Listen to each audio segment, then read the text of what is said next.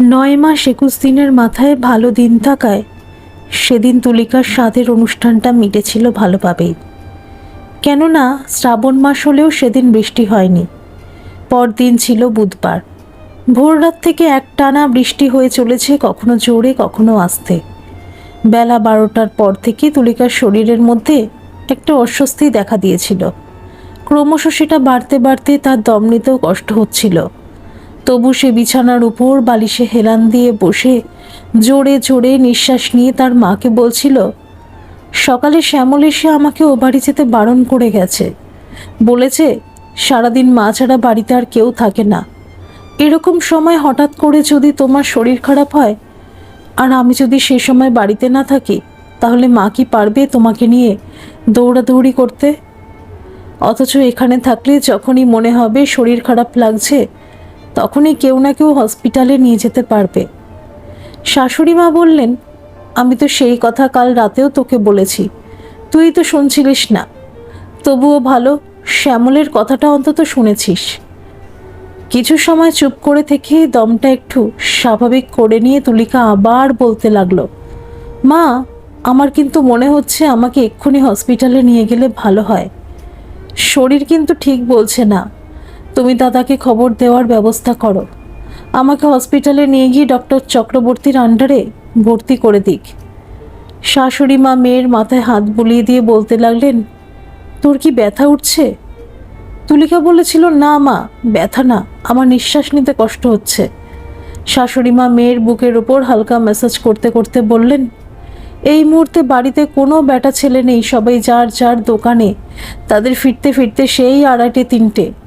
তুই চিন্তা করিস না, নিজেকে একটু শক্ত কর। এদিকে দেখার জন্য তোর জেঠিমা আছে। আমি আর বৌমা তোকে হসপিটালে নিয়ে যাচ্ছি বলে বিছানা থেকে নেমে আলনা থেকে কাপড় নিয়ে বৌমার উদ্দেশ্যে বললেন, তুলিকে এক্ষুনি হসপিটালে নিয়ে যেতে হবে, তুমি রেডি হও।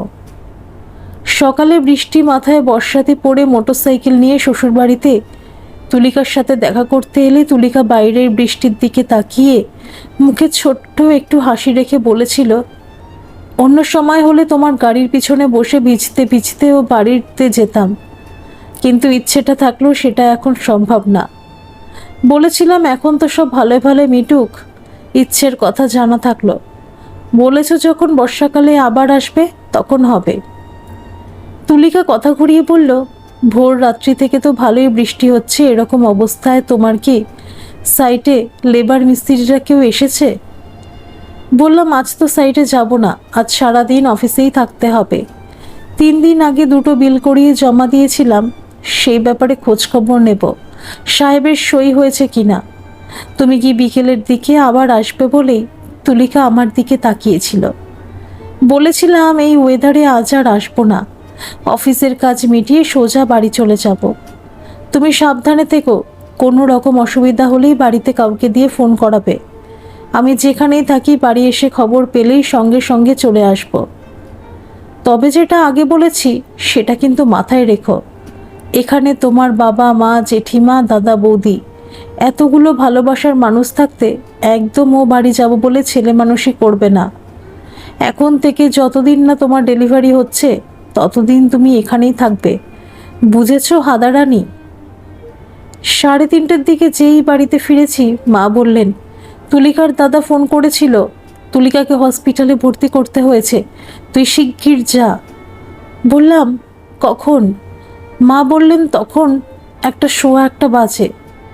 বর্ষাতে গায়ে যে অবস্থাতেই ছিলাম সেই অবস্থাতেই তাড়াতাড়ি হসপিটালের উদ্দেশ্যে যাওয়ার আগেই মাকে বলে গেলাম, তুমি যেন টেনশন করো না, আমি তোমাকে ফোন করব।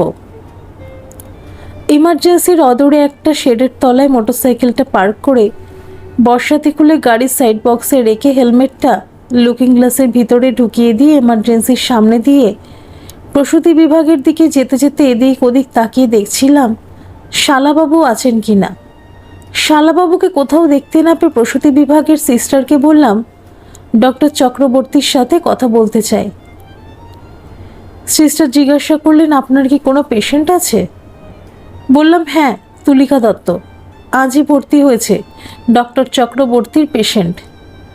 সিস্টার ইশারা করে দেখিয়ে দিয়ে বললেন, ওই কোনার দিকের বেডে ওনাকে অক্সিজেন দিয়ে রাখা হয়েছে, একটু অবাক হয়ে বললাম, অক্সিজেন দিয়ে রাখা হয়েছে কেন? সিস্টার বললেন, মাদার এবং বেবি হাঁপিয়ে উঠেছিল বললে চক্রবর্তী স্যার স্যালাইনের সাথে ইঞ্জেকশন পুশ করে অক্সিজেন দিয়ে রেখেছেন। ভয় ভয় বললাম, মাদার এবং বেবি এখন কেমন আছে? সিস্টার বললেন, এখন অনেকটা স্বাভাবিক, তবে বিপদ এখনও কাটেনি। 8টার সময় স্যার আসবেন, তখন তিনি পেশেন্টের কন্ডিশন দেখে ডিসিশন নেবেন, নর্মাল ডেলিভারি করাবেন না ওপেন করবেন। বুঝতে না পেরে বললাম, ওপেন করবেন মানে? সিস্টার খাতার দিকে তাকিয়ে কথাগুলো বলছিলেন। আমার কথা শুনে মুখটা তুলে আমার দিকে তাকিয়ে কি বুঝলেন জানি না, তবে একটা ইঞ্জেকশন রেডি করতে করতে বললেন, সিজার। সিস্টারকে জিজ্ঞাসা করলাম, পেশেন্টের সাথে কথা বলতে পারবো? সিস্টার এবার জিজ্ঞাসা করলেন, পেশেন্ট আপনার কে হয়? বললাম, মিসেস। সিস্টার ইঞ্জেকশনটা রেডি করে বললেন, আমার সাথে আসুন। সিস্টারের পিছনে যেতে যেতে দেখছিলাম বিশাল বড় ঘরটার মধ্যে যেখানে সমস্ত পেশেন্ট গাদাগাদি করে আছে, সেখানে জানলার ধারে একটা বেডে মুখে অক্সিজেন মাস্ক লাগিয়ে বাম হাতে স্যালাইনের চ্যানেল করা অবস্থায় তুলিকা চোখ বন্ধ করে শুয়ে আছে। সিস্টার স্যালাইনের পটে ইঞ্জেকশনটা পুশ করে দিয়ে চলে যাওয়ার আগে বলে গেলেন, কথা বলবেন না। চোখ বন্ধ করা বিধ্বস্ত তুলিকার মুখের দিকে তাকিয়ে দেখছিলাম আর ভাবছিলাম, সকালে যার সাথে বসে এত কথা বলে এলাম, যে আমার মোটরসাইকেলের পিছনে বসে বৃষ্টিতে ভিজতে চেয়েছিল, সে এখন জীবন মরণের সাথে পাঞ্জা লড়ছে। কি জানি প্রতিটা মাই হয়তো তার জীবন বাজি রেখে গর্ভের সন্তানকে লালন পালন করে, আর আমরা সেই সন্তানেরা বড় হয়ে সেই গর্ভধারিণী মাকেই প্রশ্ন করি, তুমি আমার জন্য কি করছো? সেই 10-11 বছর বয়সে বাবা মারা যাওয়ার পর মায়ের সেই সময়কার অসহায় মুখটা আমার চোখের সামনে ভাসতে লাগলো। চোখ দুটো জলে ভরে যাওয়াতে তুলিকার মুখটা দেখতে পাচ্ছিলাম না। তাড়াতাড়ি পকেট থেকে রুমালটা বার করে চোখ দুটো সবে মুছেছি। দেখলাম শাশুড়ি মা শালাবাবু আমার পাশে এসে দাঁড়িয়েছেন। শালাবাবু আমার হাতে রুমাল দেখে চোখের দিকে তাকিয়ে কাঁধে একটা হাত রেখে বললেন, শ্যামল, তুমি তো খুব শক্ত ছেলে, তুমি ভেঙে পড়লে হবে। বেবির পজিশন এখন ঠিক আছে। ডক্টর চক্রবর্তীর সাথে আমার কথা হয়েছে, উনি বলেছেন রাত 8টা পর্যন্ত দেখবেন, তার মধ্যে যদি পেন না ওঠে তাহলে সিজার করবেন। তুলিকার দিকে তাকিয়ে থেকে মাথা নাড়লাম। শালাবাবু আবার বললেন, তুলির সাথে তোমার কথা হয়েছে? মাথা নেড়ে না বলে বললাম, আমি যখন এলাম তখন সিস্টার ওকে একটা ইঞ্জেকশন দিল। শালাবাবু বললেন, তোমার সাথে সিস্টারের কথা হয়েছে? হ্যাঁ বলে বললাম, আপনারা দাঁড়ান, আমি রাস্তার ধারের পিসিও থেকে মাকে একটা ফোন করে আসি বলে রুমালটা পকেটে রেখে ওখান থেকে বাইরে বেরিয়ে মোটরসাইকেলটার কাছে এসে যখন দাঁড়ালাম, তখনও অল্প অল্প ঝিরঝিরে বৃষ্টি হচ্ছে। আবার বর্ষাতে পড়তে হবে এই অছিলায় হেলমেটটা পরেই মোটরসাইকেল স্টার্ট দিয়ে হসপিটালের বাইরে রাস্তার ধারে পিসিওর সামনে যখন এলাম, দেখলাম একজন কথা বলছে। মোটরসাইকেলটা বাইরে রেখে হেলমেটটা খুলে হাতে নিয়ে দোকানের ভিতরে দাঁড়িয়ে অপেক্ষা করছি। ভদ্রলোক বেরোলে মাকে বলবো একদম যেন টেনশন না করে। তুলিকা এখন ঘুমোচ্ছে, রাত 8টার পর ডাক্তার এসে ডিসিশন নেবেন ডেলিভারি নর্মাল করাবেন নাকি সিজার। রাত 9টার পর প্রসূতি বিভাগের ঠিক বাইরে আমি আর শালাবাবু অপেক্ষা করছিলাম। তখন একজন ওয়ার্ড বয়ের মতো এসে বললেন, ডাক্তারবাবু আপনাদের লেবার রুমের সামনে যেতে বলেছেন। তাকে জিজ্ঞাসা করলাম, লেবার রুম কোন দিকে? সে হাত দিয়ে দেখিয়ে দিয়ে চলে গেল। আমি আর শালাবাবু সেখানে গিয়ে দেখি স্ট্রেচারের উপর শুয়ে আমাদের জন্যই হয়তো অপেক্ষা করছিল তুলিকা। সামনে যেতে গেলে মাথার পাশে দাঁড়িয়ে থাকা একজন সিস্টার বললেন, ওখান থেকে কথা বলুন, কাছে আসবেন না। যেখানে দাঁড়িয়েছিলাম সেখান থেকেই বললাম, আমি আর দাদা আছি, তুমি শুধু একটু মনের জোর রাখো, বেবিকে নিয়ে বাড়ি যেতে হবে না। দাদু দিদা ঠাকুমা সব অপেক্ষা করে আছে। হয়তো কষ্টের মধ্যেও একটু হাসার চেষ্টা করে খুব আস্তেই তুলিকা বলল, তুমি? পাশে শালাবাবু দাঁড়িয়ে আছে জেনেও বললাম, তুমি এত কষ্ট সহ্য করে যাকে বাবা হওয়ার সুযোগ করে দিচ্ছ, সে তার স্ত্রী আর সন্তানের অপেক্ষায় থাকবে। সিস্টার এবার স্ট্রেচারটা মাথার দিকে ধরে ভিতরে নিয়ে যাওয়ার আগে বললেন, আপনারা বাইরে গিয়ে অপেক্ষা করুন, সময় মতো খবর দেওয়া হবে। তুলিকাকে নিয়ে সিস্টার এগিয়ে যেতে লাগলো। আমি সবুজ পর্দাটা খানিকটা সরিয়ে যতক্ষণ না পর্যন্ত তুলিকাকে লেবার রুমের ভিতরে নিয়ে গেল ততক্ষণ পর্যন্ত আমি দেখতে লাগলাম। আমি এও দেখলাম চ্যানেল করা হাতটার একটা আঙুল আস্তে আস্তে উঁচু হলো। আমি হাত নাড়লাম। সিস্টার তুলিকাকে নিয়ে ভিতরে চলে গেল। তখনও দরজার দিকে তাকিয়ে আছি দেখে শালাবাবু আমার কাঁধের উপর হাত রেখে বললেন, চলো শ্যামল, আমরা বাইরে গিয়ে বসি। ভিতরে কি হচ্ছে আমরা কিছুই জানি না। রাত 12:26 সেই সিস্টার এসে খবর দিলেন মেয়ে হয়েছে। সিস্টারকে জিজ্ঞাসা করলাম, এত দেরি হলো কেন, তুলিকা কেমন আছে? স্যার চেষ্টা করছিলেন নর্মাল ডেলিভারি করানোর এবং সেই জন্যই দেরি হয়েছে বলে একটু হেসে সিস্টার বললেন, স্যারের চেষ্টা সফল হয়েছে, এখন মা মেয়ে দুজনেই ভালো আছে। খবরটা শুনে খুব খুশি হয়ে হাসি মুখে বললাম, থ্যাংক ইউ সিস্টার। সিস্টার সঙ্গে সঙ্গে বললেন, শুধু মুখে থ্যাংক ইউ বললে হবে না, মিষ্টি খাওয়াতে হবে। অবশ্যই বলে বললাম, কাল সকালের দিকে আপনি থাকবেন? সিস্টার বললেন, আমার 8টা পর্যন্ত ডিউটি। বললাম, 7টা 7:30টার মধ্যে এলে আমাকে ভিতরে ঢুকতে দেবেন? সিস্টার না বলে বললেন, ফিমেল ওয়ার্ডে সকালে আপনাকে ঢুকতে দেবে না। বললাম, আমার মিসেস আর তার বাচ্চার জন্য ফিমেল ওয়ার্ডের সবাইকে মিষ্টিটা তো খাওয়াতে পারি। সিস্টার বললেন, পারেন, তবে সে তো অনেক। বললাম, কত? বললেন, 70 থেকে 75 জনের মতো হবে। অসুবিধা নেই, ঠিক আছে, আমি 7:30টার মধ্যে এসে আপনার হাতে দিয়ে যাব। আপনি নিজেও খাবেন, সবাইকে খাওয়াবেন। সিস্টারের বোধ হয় বিশ্বাস হলো না, তাই তিনি একটু হেসে বললেন, পেশেন্টের বাড়ির লোক ওরকম বলে শেষ পর্যন্ত কেউ আসে না। ঠিক আছে, আপনার জন্য অপেক্ষা করব, আসবেন। বললাম, বাচ্চার মাকে এখন দেখা যাবে না? পাশ থেকে শালাবাবু বললেন, একটু দেখুন না, যদি দেখা করা যায়। সিস্টার বললেন, মাকে এখন দেখা যাবে না, তার ওয়াশের অনেক কাজ আছে।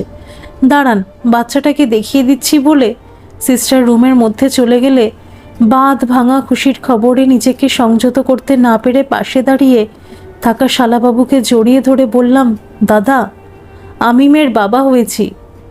শালাবাবু আমাকে পিঠ চাপড়ি দিয়ে বলতে লাগলেন, তুমি শুধু বাবা হওনি, আমিও তো মামা হয়েছি। আমাদের হাসি আর কথার মাঝে টাওয়েলের উপর বাচ্চাটাকে নিয়ে এসে একটু দূরে দাঁড়িয়ে সিস্টার বললেন, এই হচ্ছে আপনার মেয়ে। হাত বাড়িয়ে বাচ্চাটাকে নিতে গেলে সিস্টার সরি বলে বললেন, আপনার হাতে দিতে পারলাম না, কারণ আপনার মিসেস বারণ করে দিয়েছেন, আপনার হাত জামা প্যান্ট অপরিষ্কার বলে। আর হ্যাঁ, এও বলেছেন এখানে আর অপেক্ষা না করে বাড়ি গিয়ে চিন্তিত মানুষগুলোকে খবর দিতে। বললাম, ঠিক আছে সিস্টার, যাচ্ছি। কাল সকালে কিন্তু ফ্রেশ জামা প্যান্ট পরে আসবো, তখন বাচ্চাটাকে কোলে নিতে পারবো তো? সিস্টার হেসে বললেন, ঠিক আছে, আসুন। শালাবাবুকে বললাম, চলুন, আপনাকে আগে বাড়ি পৌঁছে দিয়ে তারপর আমি বাড়ি যাব, তবে তার আগে মাকে একটা ফোন করব। পরদিন বৃহস্পতিবার।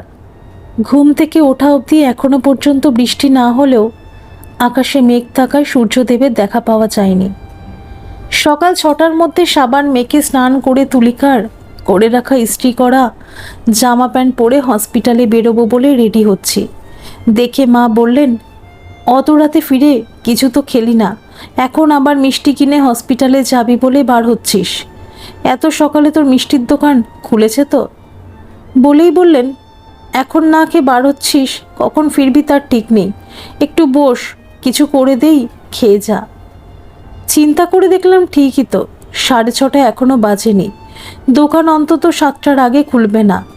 এতটা সময় বাইরে অপেক্ষা না করে মা বলছেন যখন, কিছু খেয়ে যাওয়াই ভালো। মাকে বললাম, ঠিক আছে, তাড়াতাড়ি যা হয় তাই করে দাও। বলা মাত্রই মা গ্যাস জ্বালিয়ে হাঁড়িতে চাল, আলু আর 2টো ডিম দিয়ে বললেন, ফিরবি কখন? বললাম, হসপিটালে কিছু সময় কাটিয়ে ওখান থেকে সাইডগুলোতে যাব। গতকাল বৃষ্টির জন্য যেতে পারিনি, আজ সাইডগুলো ঘুরে বাড়িতে ফিরে তোমাকে নিয়ে হসপিটালে যাব তোমার নাতনিকে দেখাতে। মা বললেন, তুই কি জানিস তোদের ভাইদের মধ্যে এখনো পর্যন্ত এই প্রথম কোনো মেয়ে সন্তান জন্মালো আর তার মুখ দেখতে যাব খালি হাতে? বলে বললেন, তুই বস, আমি আসছি। মিনিট 2-3 পরে এসে মা আমার হাতে 2000 টাকা দিয়ে বললেন, তুই আমাকে যে হাত খরচ দিতিস তার থেকে বাঁচিয়ে এটা রেখেছিলাম, যখন বাড়ি ফিরবি একটা সোনার কিছু নিয়ে আসিস। টাকাগুলো থেকে 100 টাকা নিয়ে বাকি টাকাটা মার হাতে ফেরত দিয়ে বললাম, তোমার সোনার জিনিস কেনার জন্য আর যা লাগে আমি দিয়ে দেবো, ওটা তুমি রেখে দাও, কখন কোন কাজে লাগে। এখানে মুখ দেখাই বলো আর যাই বলো, তোমার আশীর্বাদটাই বড় কথা। তুমি আশীর্বাদ করো আমার মেয়েটা যেন ঈশ্বরে বিশ্বাসী হয়। ডিম আলু সিদ্ধ দিয়ে ফ্যানে ভাত খেয়ে মিষ্টির দোকানের ব্যাগে 80 পিস রসগোল্লা 3টে হাঁড়িতে করে নিয়ে হসপিটালের ফিমেল ওয়ার্ডের গেটের সামনে এসে যখন দাঁড়ালাম তখন 7:35। ভিতরে ঢুকতে দিচ্ছে না দেখে বললাম সিস্টারকে একটু খবর দিন, উনি আমাকে আসতে বলেছিলেন।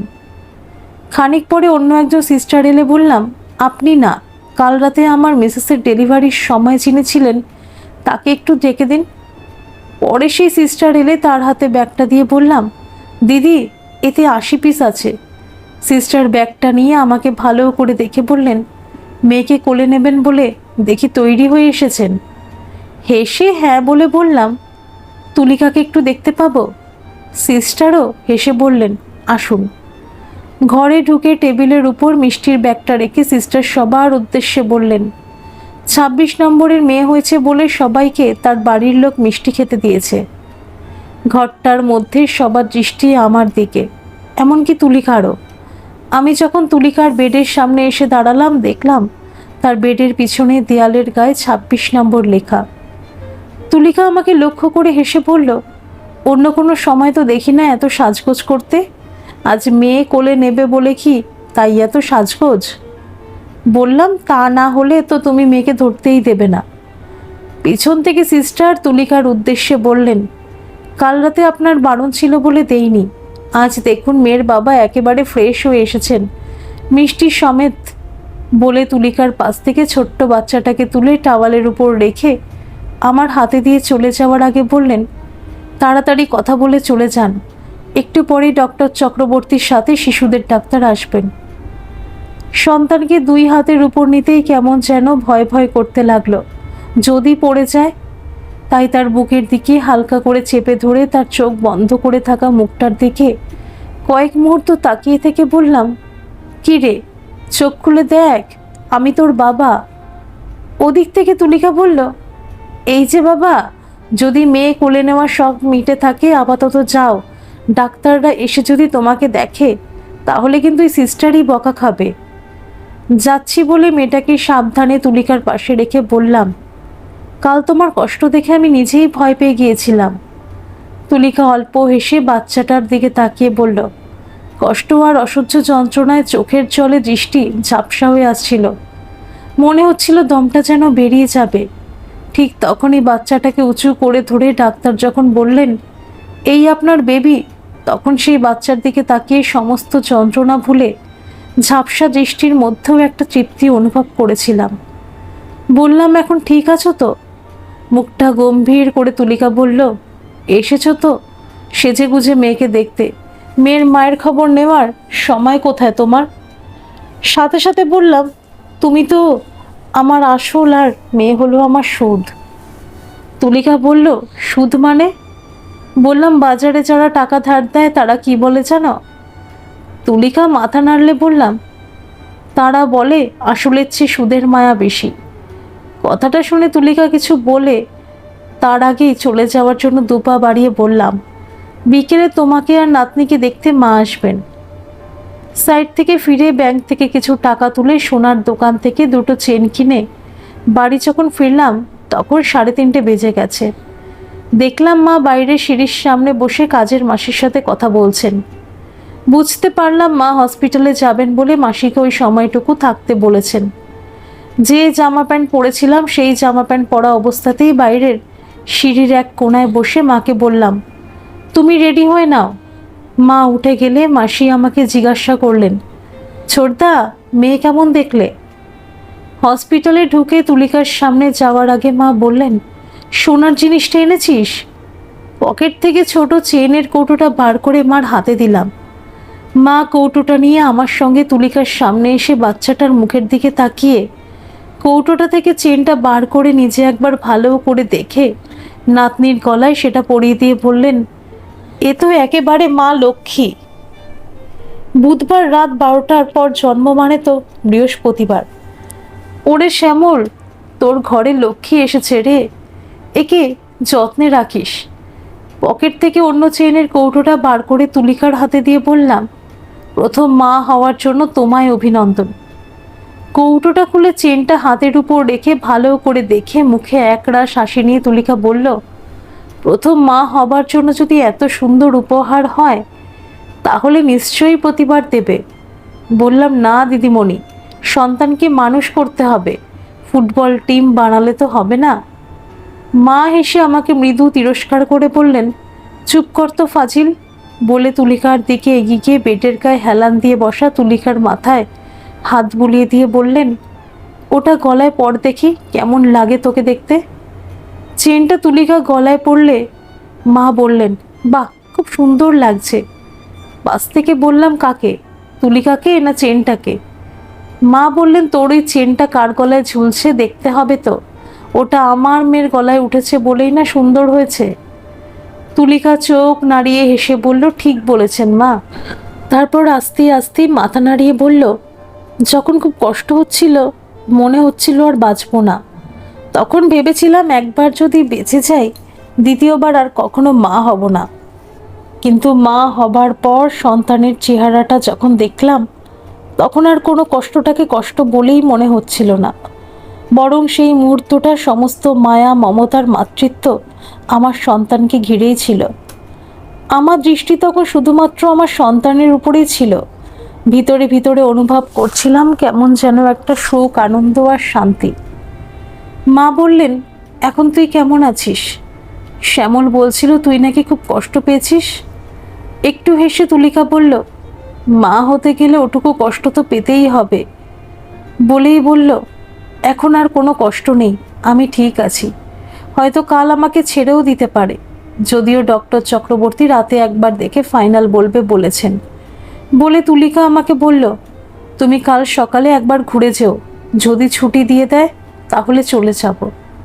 বললাম, তোমার বাপের বাড়ি না নিজের বাড়ি?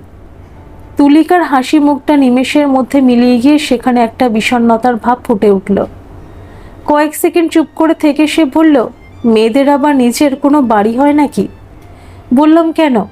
বিয়ে হয়ে যাওয়ার পর তুমি যে বাড়িতে এসেছো সেটাই এখন তোমার বাড়ি। তুলিকা কি একটা বলতে যাচ্ছিল, তার আগেই মা বললেন, শ্যামল তো ঠিকই বলছে, একজন মেয়ের যেমন বাপের বাড়ি থাকে, তেমনই তার বিয়ের পর সে আসে কোথায়? স্বামীর বাড়ি। সংসারটা কাদের হয়? তাদের। কেউ তোদের সম্পর্কের কথা জিজ্ঞেস করলে পরিচয় দিস কি? বলে স্বামী স্ত্রী অথবা দম্পতি বলে। তাহলে এখানে যা কিছু তোর স্বামীর, সেটা তোরও। জানিস, মেয়েরা জন্মের পর থেকে দুটো জীবনের স্বাদ পায়, প্রথম জীবন বিয়ের আগে আর দ্বিতীয় জীবন বিয়ের পর। বিয়ের আগে একটা মেয়ে তার বাবা মায়ের কাছে স্নেহ ভালোবাসা যেমন পায়, তেমনই সে রাগ, অভিমান, জেদ সব কিছু দেখাতে পারে, কিন্তু কখনো অধিকারবোধ দেখাতে পারে না। কিন্তু একমাত্র বিয়ের পর সেই মেয়েটার স্বামীর প্রতি তার অধিকারবোধ জন্মায়, কারণ এটা তার নৈতিক অধিকার বা পাওনা। যাই হোক, ওসব বাদ দে, তোরা লেখাপড়া জানা ছেলে মেয়ে, অনেক পড়াশোনা করিস, হয়তো মতপার্থক্যও অনেক থাকবে, বারও করবি হয়তো। তার থেকে শ্যামল কি বলতে চাইছিল সেটা শোন। বলে মা আমার দিকে তাকিয়ে বললেন, কি বলছিলিস বল। এমনিতেই কোনো বাড়ি বলে ফেঁসে গেছি, আবার বলে পরিবেশ গরম করে লাভ নেই, তার থেকে চুপ থাকাই ভালো। তাই বললাম, না, কিছু বলার নেই। তুলিকা হেসে বলল, আপনার ছেলে কি বলতে চাইছিল আমি জানি। মা বললেন, কি তাহলে বল। আমি যাতে ও বাড়িতে যাই বলে তুলিকা আমার দিকে তাকিয়ে বলল, কি তাই তো? আমি কিছু না বলে মুখটা ঘুরিয়ে দরজার দিকে তাকাতেই দেখি তুলিকার মা আর জেঠিমা আসছেন। তুলিকাকে বললাম, ওই দেখো তোমার মা আর জেঠিমা। তুলিকা সেদিকে তাকিয়ে চোখটা আমার দিকে ঘুরিয়ে বলল, একজন পেশেন্টের কাছে এতগুলো মানুষকে দেখলে সিস্টার আবার বকাঝকা করতে পারে, তাই তুমি একটু বাইরে গিয়ে দাঁড়াও, এরাও চলে গেলে আমার সাথে দেখা করে যেও। প্রায় ৪৫ মিনিট পর শাশুড়ি মা, জ্যাঠ শাশুড়ি মা আর আমার মা হাসতে হাসতে বেরিয়ে এসে গেটের বাইরে আমাকে দাঁড়িয়ে থাকতে দেখে জ্যাঠ শাশুড়ি মা বললেন, তুলিকে যদি কাল ছুটি দিয়ে দেয় তাহলে ওকে আমাদের বাড়িতেই নিয়ে এসো। ষষ্ঠী পুজোর পাট চুকিয়ে দিন ১৫ থাকবে বলেছে তুলি। মনে মনে খুশি হলো, সেটা প্রকাশ না করে এমনি বললাম, ঠিক আছে, তাই হবে বলেই বললাম, আপনারা কি চলে যাচ্ছেন?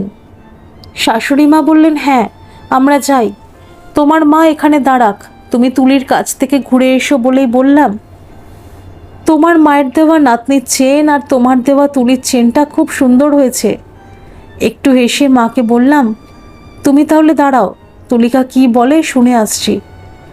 তুলিকার কাছে গেলে সোনার চেন দুটো আলাদা আলাদা কৌটোর মধ্যে ভরে আমার হাতে দিয়ে বলল, আজ তোমার মায়ের সামনে মা আর জেঠিমার কাছে ক্ষমা চেয়ে নিয়েছি। কৌটো দুটো পকেটে রেখে বললাম, কি ব্যাপারে? তুলিকা মেয়েকে বোধ হয় দুধ খাওয়াবে, তাই তাকে কোলে নিয়ে বলল, ওই যে সেই ৭ মাসে ও বাড়িতে গিয়ে মা জেঠিমার বৌদিকে তোমার সামনে যেভাবে কথাগুলো বলেছিলাম সেটা বলা ঠিক হয়নি বলে। সেদিন তোমার পাশে বসে আমি কিন্তু বলেছিলাম, হয়তো জেঠিমা তোমার সঙ্গে ঠাট্টা করছেন, কিন্তু কেন যে তুমি সেদিন অত রাগ করেছিলে। যদিও তোমার রাগের বহিঃপ্রকাশে উত্তেজিত ভাব ছিল না ঠিকই, তবুও মা জেঠিমা তো ওভাবে বলা ঠিক হয়নি। তোমাকেও বলেছিলাম সব কথার উত্তর দিতে হয় না। যাই হোক, আজ যখন ক্ষমা চেয়ে নিয়েছো তাহলে জানতে পারি কি সেদিন কেন অত রাগ করেছিলে? আসলে সেদিন জেঠিমা সামান্য গ্যাসের ব্যাপার নিয়ে তোমাকে আর তোমার মাকে শিক্ষিত কিনা প্রশ্ন করেছিল বলে আমি রেগে গিয়েছিলাম। হেসে বললাম, কেউ একজন কাউকে শিক্ষিত কিংবা অশিক্ষিত বললেই বা কি, যার উদ্দেশ্য যে বা যারা বলছে তাতে তারা কি কিছু আসে যায়? আসলে তুমি আমাদের ভালোবাসো বলেই হয়তো সেদিন রিয়াক্ট করেছিলে, কিন্তু যাদের উপর তুমি রাগটা দেখিয়েছিলে তারা কারা এটা ভুলে গেলে? তারা তোমার সব থেকে আপনজন, একজন তোমার মা আর একজন যিনি তোমাকে কোলে পিঠে করে মানুষ করেছিলেন। বলেই বললাম, তা আজ হঠাৎ এ কথা উঠল কেন? তুলিকা বলল, ওই যে তুমি তো সেদিন বলেছিলে সময় সুযোগ বুঝে মা জেঠিমার কাছে ক্ষমা চেয়ে নিতে, আর তাছাড়া আজ মা হয়ে অনুভব করছি সন্তানের দেওয়া ব্যথা একজন মাকে কতটা সহ্য করতে হয়। খুব ভালো করেছো বলে হেসে বললাম। জেঠিমা বললেন, তুমি নাকি ও বাড়িতে দিন ১৫ থাকবে বলেছ? তুলিকা হ্যাঁ বলেই বলল, বিয়ের পর এই প্রথম মা জেঠিমার কাছে গিয়ে থাকতে ইচ্ছা করছে, তাছাড়া তুমিও তো সেটা চাও। আমি চাই যাতে তুমি অনেকগুলো মানুষের মধ্যে থেকে ভালো থাকো। বাকি কথা শেষ করার আগে সিস্টার এসে বললেন, ভিজিটার্স আওয়ার্স অনেকক্ষণ আগে শেষ হয়ে গেছে, এবার যান, ডাক্তারবাবু আসবেন। ঠিক আছে, কাল সকাল ৭:৩০টার মধ্যে এসে তোমার খোঁজ নিয়ে যাব বলে মা আর মেয়ের দিকে তাকিয়ে হেসে ফিমেল ওয়ার্ড ছেড়ে গেটের বাইরে দাঁড়িয়ে থাকা মাকে নিয়ে বাড়ির উদ্দেশ্যে রওনা দিলাম। পরদিন সকালে গিয়ে ডাক্তার কি বলেছেন জিজ্ঞাসা করতেই তুলিকা বলল, ডক্টর চক্রবর্তী বাড়ি চলে যেতে বলেছেন, কিন্তু চাইল্ড স্পেশালিস্ট যিনি ছিলেন তিনি বলেছেন মেয়ের জন্ডিস হয়েছে। উনি এও বলেছেন চিন্তা করার কিছু নেই, ৩ দিন পর একবার দেখিয়ে নিয়ে যেতে। বললাম, উনি কোথায় বসেন সেটা শুনে নিয়েছ তো? তুলিকা হ্যাঁ বলে বললাম, তাহলে আমি তোমাদের নিয়ে যেতে কখন আসব? ওই 11টার দিকে এসো, ডিসচার্জ পেপার পেতে হয়তো একটু সময় লাগবে। ঠিক আছে বলে ঘুমন্ত মেয়েটার দিকে তাকিয়ে তাকে ভালো করে দেখে জন্ডিসের লক্ষণ কিছু বুঝতে না পেরে বললাম, ডাক্তার কি কোনো ওষুধ দিয়েছেন? ডাক্তার কাল ওকে দেখে ওর মুখে ১ ফোঁটা ওষুধ দিয়ে বলেছিলেন আজ সকালে কিনে ১ ফোঁটা করে ৩ বার খাওয়াতে বলে বালিশের তলা থেকে একটা প্রেসক্রিপশন বার করে তুলিকা আমার হাতে দিলে বললাম, ওষুধটা আমি এক্ষুনি এনে দিচ্ছি। বিয়ের পর তুলিকা আমার জীবনে আসা থেকে একটু একটু করে আর্থিক উন্নতি শুরু হয়েছিল, কিন্তু মেয়ে হওয়ার বছর ২-এর মধ্যে আমার উন্নতি ছিল আমার কলিগদের চোখে যতটা না বিস্ময়ের, কারণ তার থেকে অনেক বেশি ছিল আমার নিজের আত্মীয় স্বজনদের ভিতর, বিশেষ করে ২ দাদার মধ্যেও। যেসব আত্মীয়রা একসময় খোঁজখবর নিতে ভয় পেত এমনকি আমার বিয়েতে নিমন্ত্রণ করা সত্ত্বেও আসেনি। আজ তারাই বিভিন্ন সময় কারণে অকারণে শুধু খোঁজখবর নেওয়া না, মাঝে মধ্যে এসে কিছুদিন থেকে আমাদের সাথে তাদের মূল্যবান সময় কাটিয়ে যেত। তুলিকা তাদের না চিনলেও মার থেকে সম্পর্কের কথা শুনে নিয়ে যত্নমাত্তির কখনো ত্রুটি করতো না। এমনিতেই সে একান্নবর্তী পরিবারের মেয়ে ছিল বলেই হয়তো খুব সহজে সবার সাথে যেমন মিশে যেতে পারত, তেমনই পারত দিতে থুতে খাওয়াতেও। এতে সুবিধা একটা হয়েছিল, পুরনো আত্মীয়দের নতুন করে ফিরে পেয়ে মা হাসি খুশি থাকতেন দেখে তুলিকাও হাসি খুশি থাকত। কিন্তু আমি হাসি খুশি থাকতে পারতাম না, কারণ সেই তথাকথিত আত্মীয়দের দেখলেই পুরনো কথা মনে পড়ত।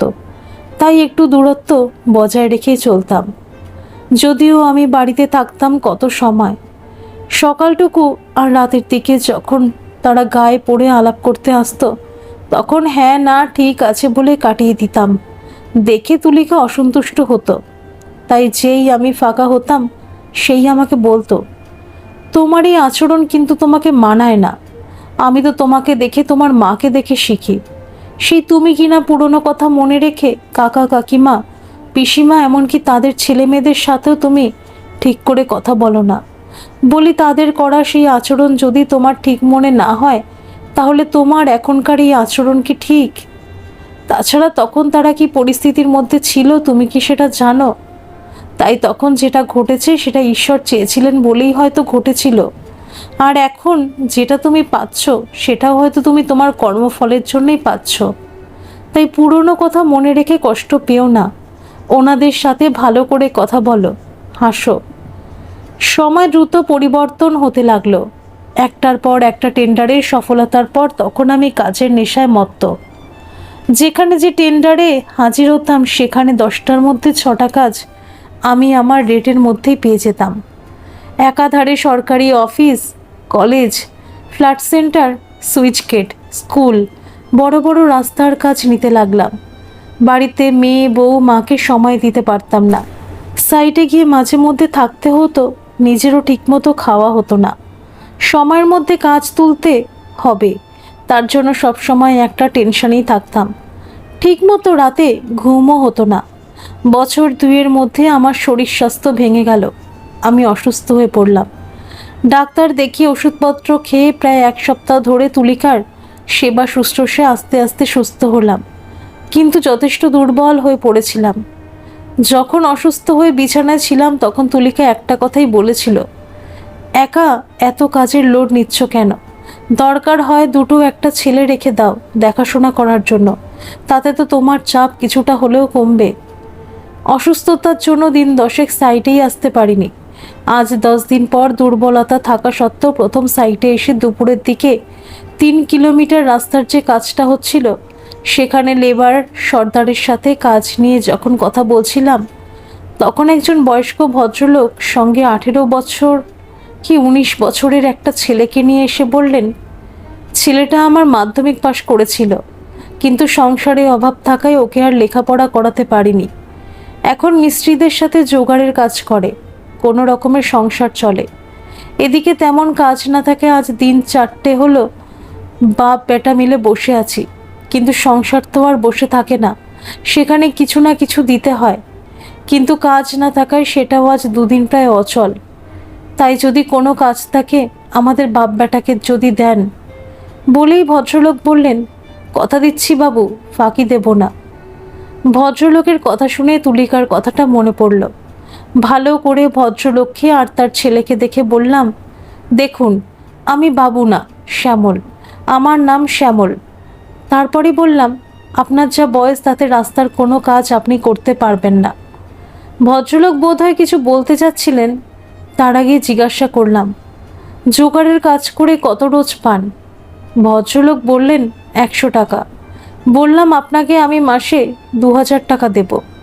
আপনার কাজ হবে প্রতিদিন সকাল থেকে সন্ধ্যা পর্যন্ত কাজের সাইটে থেকে কাজ দেখাশোনা করা, মিস্ত্রিরা যাতে কাজে ফাঁকি না দেয় সেটা দেখে নেওয়া, সাইটে মাল কম পড়লে কিংবা কোনো সমস্যা হলে যে কোনো পাবলিক টেলিফোন বুথ থেকে আমার বাড়ির নাম্বারে ফোন করে বলে দেওয়া। অবশ্যই সেটা সকাল 8টার মধ্যে আর রাত 9টার পর। যদিও এটা হেডমিস্ত্রির কাজ, তবুও আপনি যদি রাজি হন তাহলে সাইট ইনচার্জ হবেন আপনি, সেই তো দায়িত্বটা আপনারও থাকবে। এবার বলুন আপনি কি করবেন? ভদ্রলোক বললেন, তাহলে আমার ছেলেটাকে জোগাড়ের কাজে নেন। না বলে বললাম, আপনার ছেলের ক্ষেত্রেও একই, ওকে অন্য সাইটে পোস্টিং করে দেব, সেখানে থাকা খাওয়ার খরচ আমার, দায়িত্ব আপনার, এখানে যা ওর সেখানেও তাই। বলে চলে যাওয়ার জন্য ঘুরে দাঁড়িয়ে মিস্ত্রিকে বললাম, মাজিদ ভাই, লেভেলিংয়ের গন্ডগোল যেটা দেখিয়ে দিয়েছি সেটা ঠিক করুন, যেখানে যেখানে কম মাল পড়েছে সেখানে আবার মেটেরিয়ালস দিয়ে রাস্তাটা ঠিক করুন, তা না হলে আমি কিন্তু রাস্তা খুঁড়ে দেব, তখন কিন্তু মেটেরিয়ালসের দামটাও আমি আপনার থেকেই কেটে নেব, কথাটা মনে রাখবেন বলেই মোটরসাইকেলের উপরে উঠে বসেছি। ছেলেটি এগিয়ে এসে বলল, স্যার কাজটা আমি করব। আবার মোটরসাইকেল থেকে নেমে পকেট থেকে কার্ড আর 100 টাকা বার করে ছেলেটির হাতে দিয়ে বললাম, তোমার নাম কি? ছেলেটি বলল, যোগেশ। বললাম, যোগেশ, আমি স্যার না, স্যার হচ্ছে তারাই যারা টেবিল চেয়ারে বসে কাজ করে, আমি এখানে কর্মরত আর 5 জন লেবার মিস্ত্রির মতো একজন অতি সাধারণ লেবারই। তফাৎ একটাই, এরা কোদাল, বেলচা, হাতুড়ি, করণিক নিয়ে কাজ করে, আমি মাথা আর টাকা দিয়ে কাজ করাই। বলে বললাম, তুমি আমাকে দাদা বলেই ডাকতে পারো।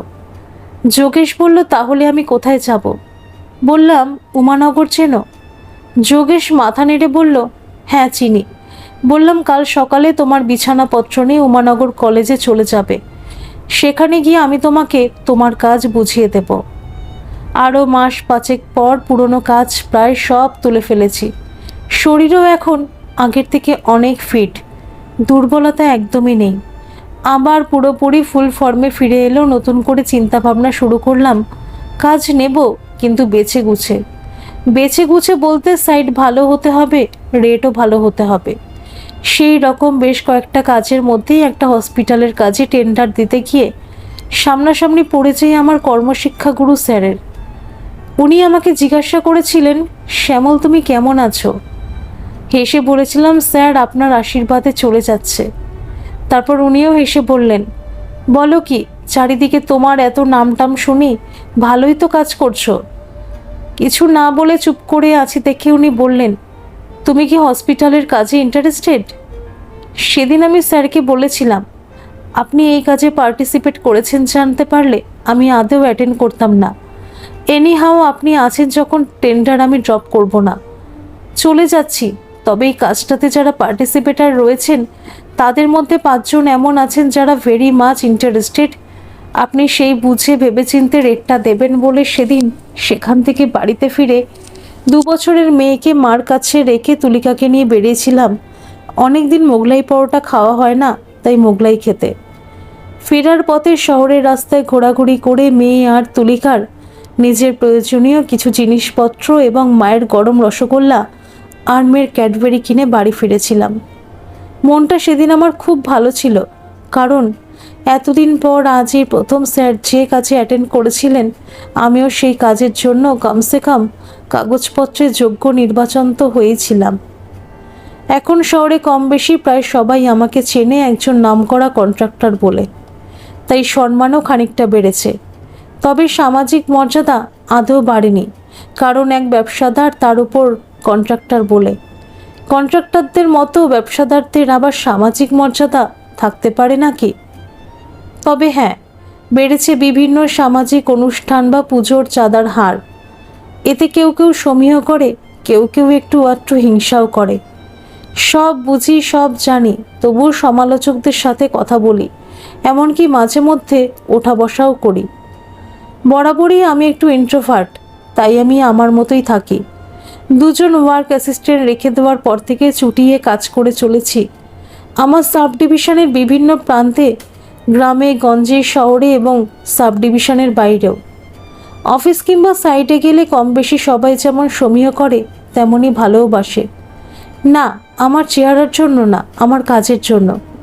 আমি মনে করি আমার পরিচয় আমার কাজের মধ্যে দিয়ে, তাই কাজের কোয়ালিটির সঙ্গে কখনো কম্প্রোমাইজ করি না। যার জন্য 2-1 বার এমনও হয়েছে কোনো কাজে হয়তো আমি লোয়েস্ট হইনি, তবুও আমাকে আমার রেটের সেই কাজ অফার করা হয়েছে অনলি ফর কোয়ালিটির কথা মাথায় রেখে। শ্রাবণ মাসে মেয়ে হয়েছিল বলে মা নাম রেখেছেন শ্রাবণী।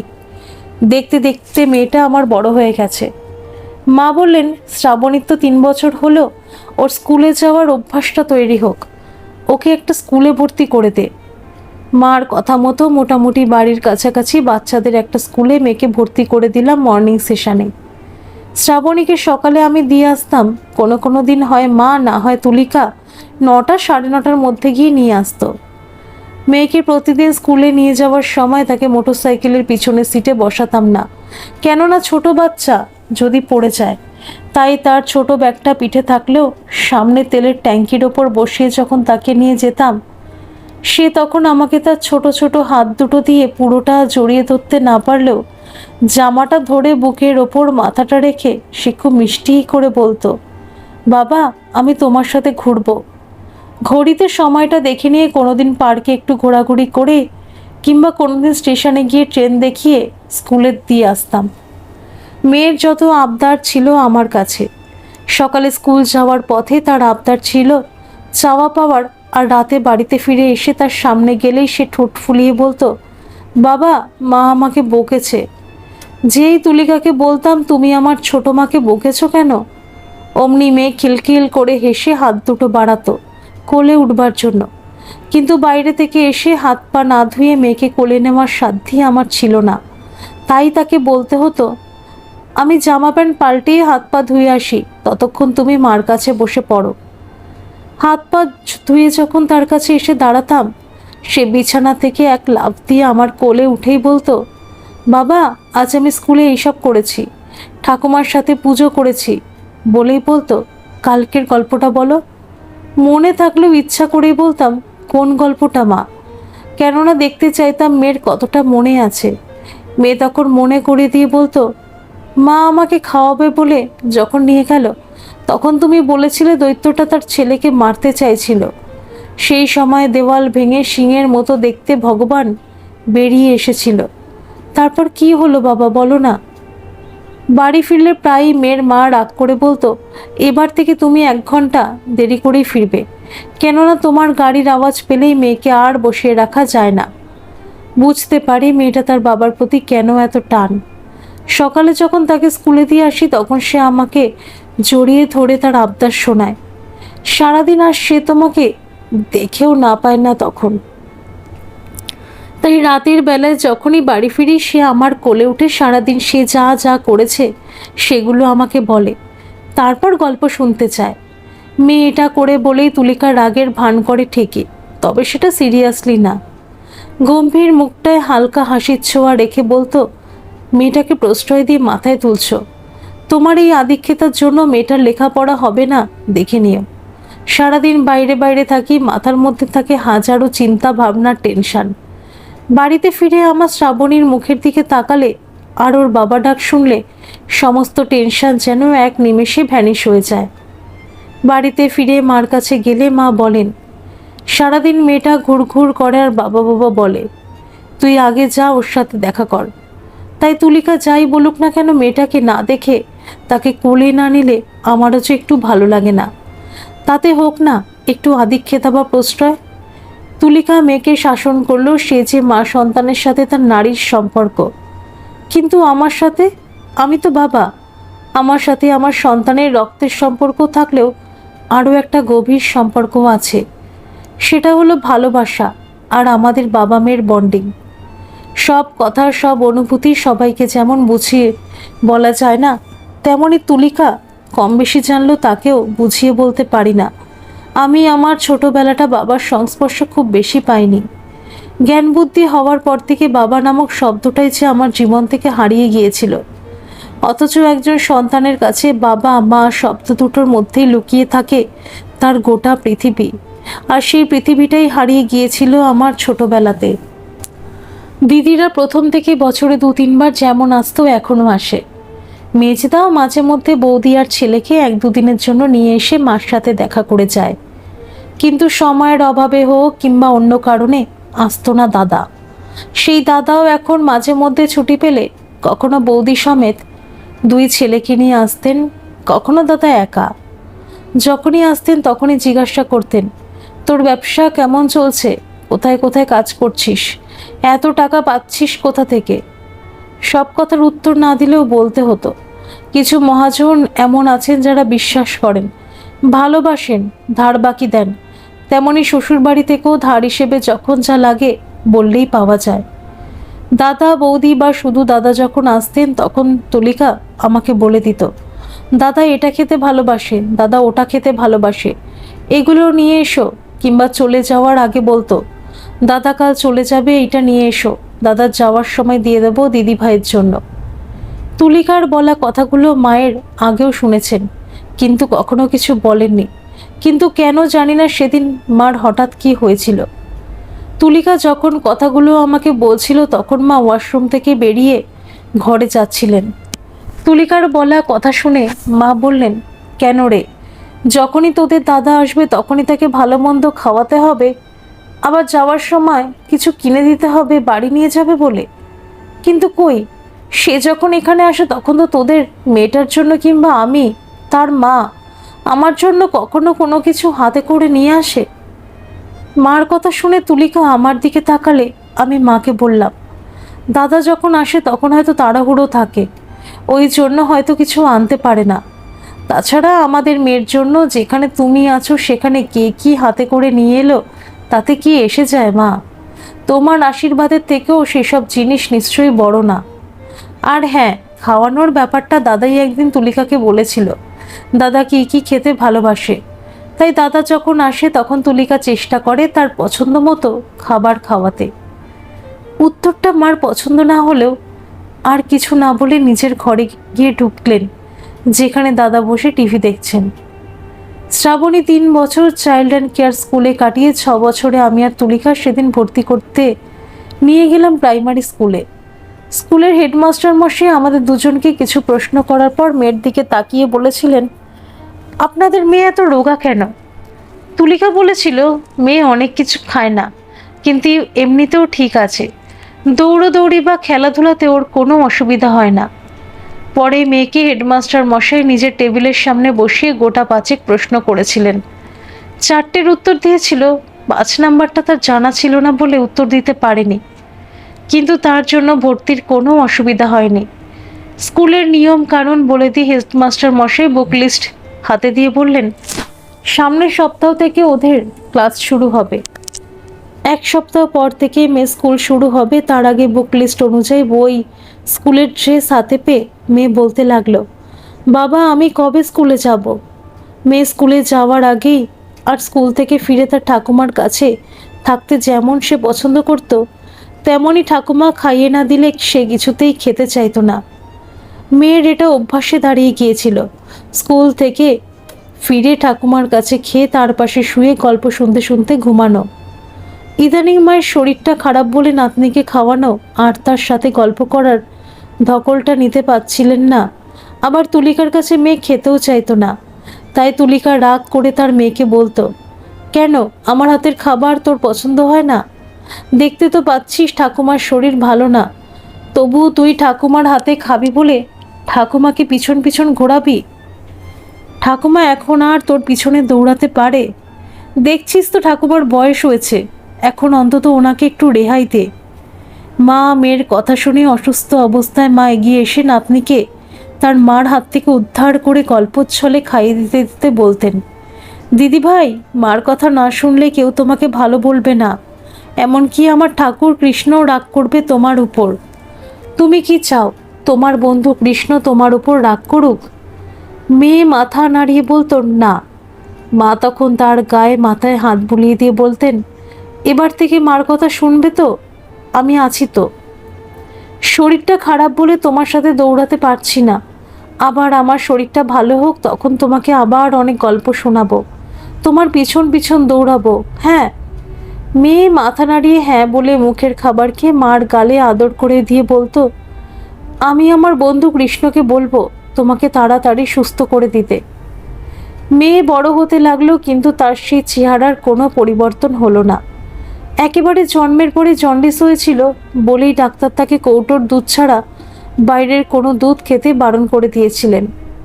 সেই থেকে বিভিন্ন কৌটোর দুধ খেতে খেতে এখন সে কমপ্ল্যান, ডিম, ঘি, মাখন, মাছ, মাংস খেলেও আত্মীয় স্বজন, বন্ধুবান্ধব, এমনকি শ্বশুরবাড়ির লোকও মাঝে মধ্যে বলে ফেলে, মেয়েটাকে কি তোরা খেতে দিস না, ও এত রোগা কেন? রোগাটি চেহারার জন্য তুলিকা মেয়েকে ডাক্তারের কাছে নিয়ে গেলে ডাক্তার তুলিকাকে ধমক দিয়ে বলেছিলেন, কেন, মোটা নাদুস নুদুস সন্তান আপনার পছন্দ? একদম ঠিক আছে আপনার সন্তান, ওর কোনো সমস্যা নেই, ওকে জোর করে কিছু করতে যাবেন না, যা খায় তাই ওকে খাওয়াবেন, সময়ের সাথে সাথে ওর চেহারার পরিবর্তনও হবে। হচ্ছেও তাই। প্রাইমারি কমপ্লিট করে মেয়ে যখন গার্লস হাই স্কুলে ভর্তি হলো তখন তার যেমন পড়ার চাপও আস্তে আস্তে বাড়তে লাগলো, তেমনই তার শরীর স্বাস্থ্যের উন্নতিও হতে লাগলো। এমনিতেই বেশ কিছুদিন ধরে মায়ের শরীরটা ভালো যাচ্ছিল না, ওষুধপত্র খেলেও যে খুব একটা অসুবিধা হচ্ছিল তাও না। গত কয়েকদিন ধরে একটু একটু করে মায়ের শরীরটা ক্রমশ খারাপের দিকেই যাচ্ছিল। আর ঠিক এই সময় মেয়ের ফাইনাল পরীক্ষাও চলছিল। আজ মেয়ের ক্লাস 7-এর পরীক্ষা শেষ হয়েছে। বাড়িতে ফিরে মেয়ে তার ঠাকুমার সাথে দেখা করে খোঁজ নিয়েছে তার শরীর কেমন আছে, কেননা গত 2 দিন মায়ের শরীর খুবই খারাপ, খাওয়া দাওয়া প্রায় বন্ধ। ডাক্তার বাড়িতে এসে দেখে বলে গেছেন আর হয়তো বেশি দিন উনি আপনাদের মধ্যে থাকবেন না, মন শক্ত করুন। খবরটা শোনার পর থেকে আমাদের 3 জনের, এমনকি কাজের মাসিরও মন খুবই খারাপ। 2 দিন ধরে সাইটে যাওয়া বন্ধ করে বাড়িতেই মার আশেপাশেই আছি। মেয়ের পরীক্ষা চলছিল বলে তুলিকা কোনো রকমে তাকে 2টো রান্না করে থালায় বেড়ে দিয়েছিল। মেয়ে সেটা নিঃশব্দে খেয়ে পরীক্ষা দিতে গেছে। ফিরে এসে যখন সে তার মার কাছে শুনল ঠাকুমা সকাল থেকে এখনও কিছু মুখে দেয়নি, চোখও খোলেনি, সে তখন চোখ বন্ধ করে থাকা ঠাকুমার পাশে বসে মাথায় হাত বুলিয়ে দিতে দিতে বলতে থাকে, মা বলল তুমি নাকি এখনো কিছু মুখে দাওনি, এই দেখো আমিও আমার ক্লাস 7-এর শেষ পরীক্ষাটা দিয়ে বাড়ি এসেছি, এখন আমরা দুজনে একসাথে খাবো, যদি তুমি না খাও তাহলে আমিও খাবো না। কয়েক মুহূর্ত পর মার বন্ধ চোখ দুটো আস্তে আস্তে খুলে ঘোলা দৃষ্টিতে নাতনির দিকে তাকিয়ে কোনো রকমের ঠোঁটের উপর হাসির রেখা টানতে দেখে পাশে দাঁড়িয়ে থাকা তুলিকার হাতে ধরা মায়ের প্রিয় নলেন গুড়ের পাটালি দিয়ে মাখা দুধ ভাত মেয়ের হাতে ধরিয়ে দিতেই মেয়ে ছোট ছোট দলা করে মার মুখে দিতে লাগলো।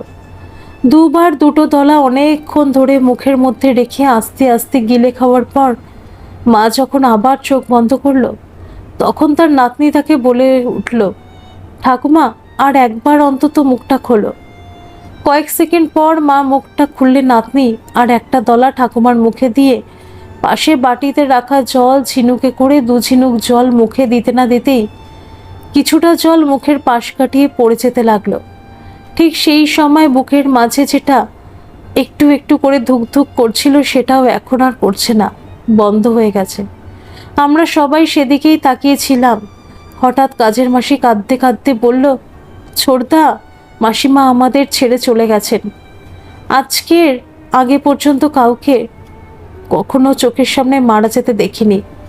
চোখের সামনে মার মৃত্যুতে আমি এতটাই শোকাহত হয়ে পড়েছিলাম, ওই মুহূর্তে আমার কি করা উচিত আমি নিজেই বুঝতে পারছিলাম না। শুধু মার মুখের দিকে তাকিয়েই ছিলাম। মাসি পাশ থেকে বলে দিলেন, ছোড়দা তুমি এক্ষুনি ডাক্তারকে আসতে বলো। ডাক্তারকে ফোন করে এক এক করে দিদিদের সবাইকে ফোন করে খবর দিয়ে মেজদার অফিসে যিনি ফোনটা ধরেছিলেন তাকে মার খবরটা বলে দাদাকে ফোন করলে দাদা ফোন ধরে বললেন, এই অসময় ফোন, কিছু হয়েছে কি? বললাম মা আর নেই। দাদা কয়েক মুহূর্ত চুপ করে থেকে বললেন, কখন, কটার সময়? বললাম ঘড়ি দেখিনি, এই তো মিনিট 5 আগে। দাদা বললেন, সবাইকে খবর দিয়েছিস? এতটাই শোকাহত ছিলাম কথা বলতে ইচ্ছা হচ্ছিল না, তাই হ্যাঁ বলে ফোনটা রেখে দিয়ে অন্যান্য আত্মীয়দেরও যাদের যাদের ফোন আছে তাদের খবরটা জানিয়ে মায়ের পায়ের দিকে বসে মায়ের দিকে তাকিয়ে রইলাম। মেয়েটা তার ঠাকুমার বুকের ওপর মাথা রেখে হাউ হাউ করে কাঁদছে আর বলছে, ঠাকুমা তুমি তো আমাকে বলেছিলে আমার বিয়ে না দিয়ে তুমি কোথাও যাবে না। তুলিকা মেয়েকে মায়ের বুকের উপর থেকে তুলে নিজের বুকের মধ্যে ধরে গায়ে মাথায় হাত বুলিয়ে দিতে দিতে বলতে লাগলো, ঠাকুমা কোথাও যায়নি রে, তোকে ভীষণ ভালোবাসতো না, ঠিক তোর আশেপাশেই আছেন, থাকবে না। ঠাকুরমা তোকে যেগুলো বলতো সেগুলো করিস, তাহলে ঠাকুরমা যেখানেই থাকুক সেখান থেকেই তোকে আশীর্বাদ করবেন। দুদিন সাইডে যায়নি বলেই মিষ্টি এসেছিল আমার খবর আর টাকা নিতে। সে এরকম একটা পরিস্থিতির মধ্যে পড়ে আমাকে জিজ্ঞাসা করলো, দাদা আমার কি কিছু করণীয় আছে? বললাম, মাজেদ ভাই আপনি তো আমার শ্বশুরবাড়ি চেনেন, যদি সম্ভব হয় তাহলে তাদের একটু খবর দিয়ে যেতে পারলে খুব ভালো হতো।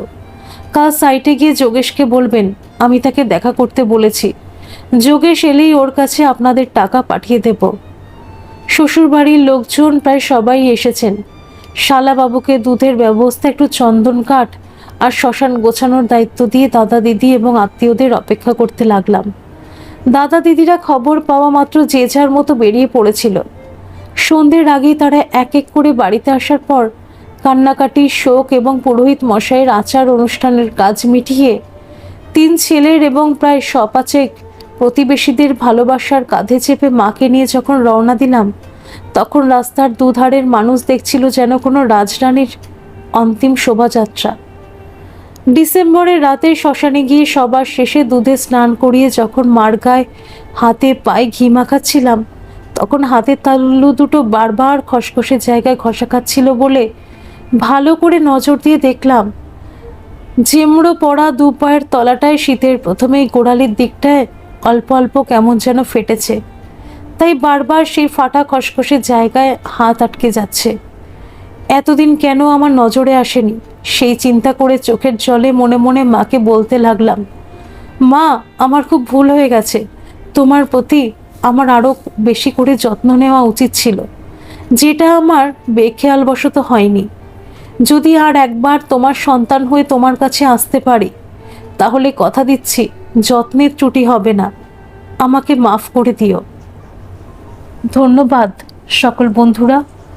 এই গল্পটি যদি আপনাদের ভালো লেগে থাকে তাহলে অবশ্যই একটা লাইক করে দেবেন, আর এই চ্যানেলে নতুন হয়ে থাকলে চ্যানেলটিকে সাবস্ক্রাইব করে আমার পাশে থাকবেন, আর পাশে থাকা বেল আইকনটিকে প্রেস করে দেবেন যাতে সমস্ত গল্পের নোটিফিকেশানগুলি সবার প্রথমে আপনাদের কাছে পৌঁছে যায়।